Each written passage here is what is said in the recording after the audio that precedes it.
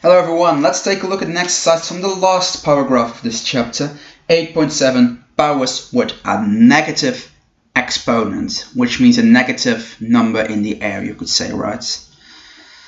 There are two rules which I would like you to remember here, and they both are stated in theory A. The first one is that a to the 0 power to the power of 0 is always 1, as long as a is not 0. And a to a negative power, so a times to the power of minus n, is the same as 1 divided by that positive power, you could say, with a positive exponent. But this is very abstract, so I'm going to show you what happens. For example here, 3 to the power of minus 3. This is a negative exponent here, right? You agree? What that means, that this is going to be the same as 1. You see that right here, right? A is in this case 3, n is in this case also 3. This is the same as 1 divided by a to the power of n. So the same as this thing, but without the negative sign here. So this is the same. And this I can calculate because 3 to the third power is going to be 27. Okay, let's try it with this one. 6 to the power of minus 2. That is going to be the same as 1, because I'm having a negative exponent here. That's the same as 1 divided by this thing, but without the negative exponent, being positive like this. Which is the same as this, right? That's how this rule works.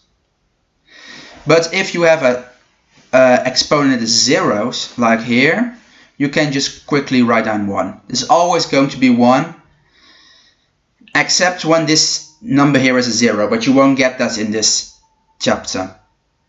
Okay?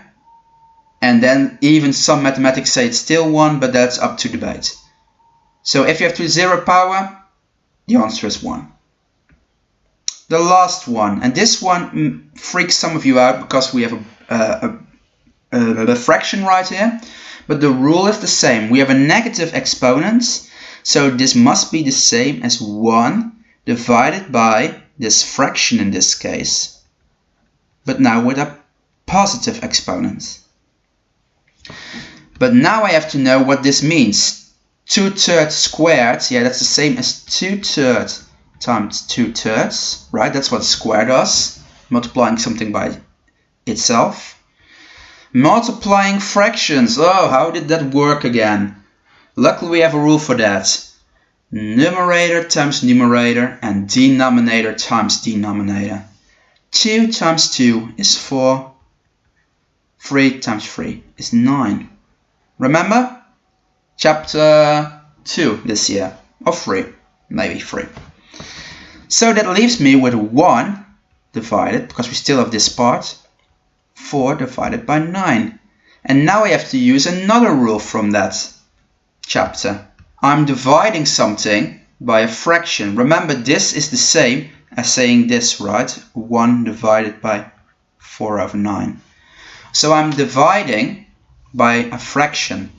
And dividing by a fraction is the same as multiplying with its reciprocal. En nou in Dutch, delen door een breuk is hetzelfde als vermenigvuldigen met het omgekeerde van die breuk. Like this. And 1 times 9/4 is just 9/4. And then we're still not done, because I'm going to convert this to a mixed number. 2 1/4. So that one is a lot more elaborate than the previous ones. So maybe you have a reason to be afraid of fractions. No, I don't think so. You just have to get used to them. Practice a lot, right? And you have to remember the rules from chapter 2/3. And indeed then those are a bit more elaborate. But if you know the rules and follow the same steps, you will find the answer just as well. Good luck.